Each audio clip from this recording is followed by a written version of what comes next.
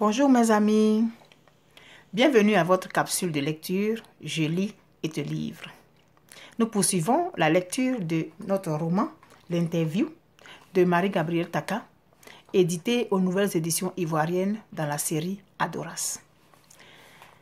Nous savons que Alexandre Awani et mademoiselle Myrtille Kofi se sont retrouvés au Club Prestige des Hirondelles, un endroit que la jeune fille ne voulait plus jamais fréquenter parce que c'était l'endroit où elle et son amoureux se retrouvaient.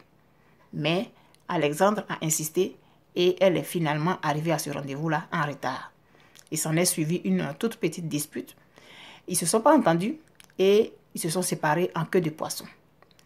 Lorsque Alexandre a raconté l'histoire à son patron lui a demandé de poursuivre l'interview parce que lui, il ne voulait plus le faire.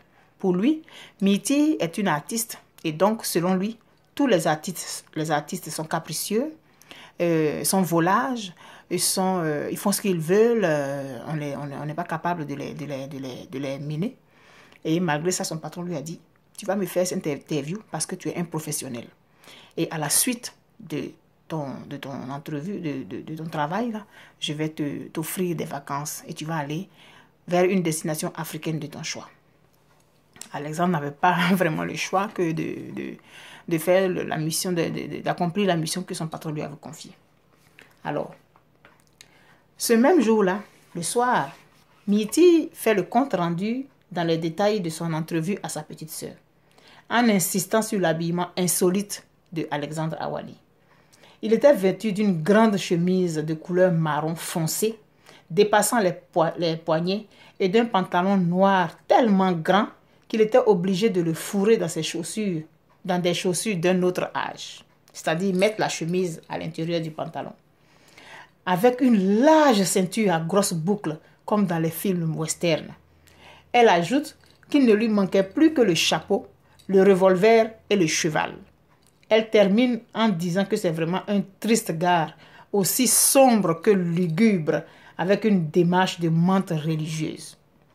Elle rit tellement fort que leur mère vient les rappeler à l'ordre. Vêtue d'une robe de nuit blanche en coton, sans manches arrivant aux chevilles. « Pourquoi riez-vous si fort? Avez-vous vu l'heure?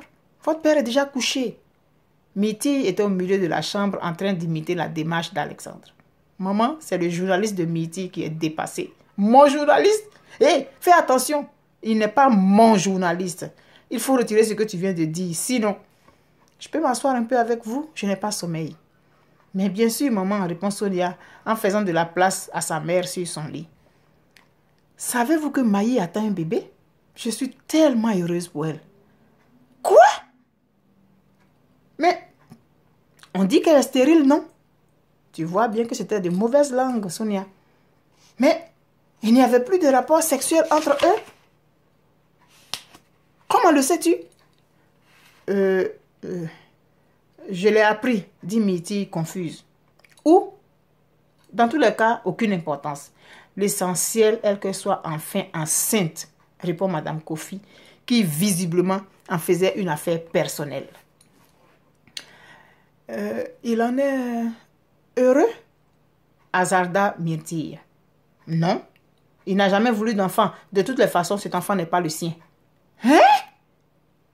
Crie Myrtille, qui a soudé la nausée. Il est stérile et il le sait depuis toujours. C'est pourquoi il n'a jamais voulu se soumettre aux examens médicaux qu'on leur demandait, ajoutait Madame Kofi. Mais pourquoi elle n'a jamais demandé le divorce? S'indigna Sonia. Elle a toujours aimé son mari, comme au premier jour, malgré ses nombreuses trahisons.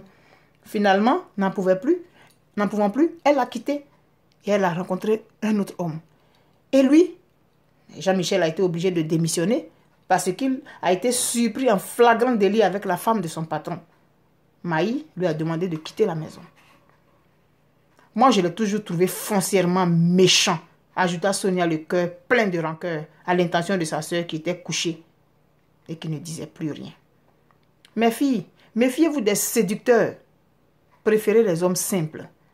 Comme le journaliste de Myrtille, dit Sonia en riant à gorge déployée. Il est comment ce journaliste? Et la voilà qui se lance dans la description du journaliste, comme si elle avait déjà vu.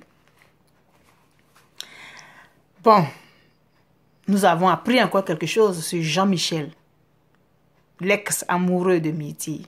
Il était stérile. Alors qu'il avait dit à Myrtille qu'il voulait qu'elle lui fasse 4 enfants, c'est-à-dire 2 filles et 2 garçons.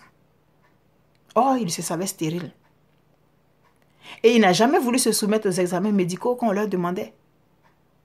Sa femme, elle l'aimait tellement qu'elle est restée avec lui malgré tout. Et ce coureur de jupons-là a été pris en flagrant délit avec la femme de son patron. Il a été obligé de démissionner. Et quand Maï, c'est le diminutif du nom Maïmouna. Quand Maï a eu vent de cette affaire, elle a demandé le divorce et elle a demandé à son mari de quitter la maison. Voilà. Myrtille venait encore d'être assommée. Comment cet homme-là pouvait être menteur à ce point-là? Il avait vraiment abusé de sa naïveté. Il avait vraiment abusé de son amour. En fait, Myrtille, c'était plutôt un amour filial. Sûrement qu'elle ressentait pour cet homme. Alors, c'est sur ces paroles-là que je vous laisse. Et j'espère que nous n'allons plus entendre parler de ce Jean-Michel Etienne. Bonne écoute. Et puis, je vous dis bye bye. Et on se dit à la prochaine. Mais n'oubliez pas, jamais, jamais, jamais que je vous aime. Et n'oubliez pas, votre capsule de lecture, je lis, je te livre.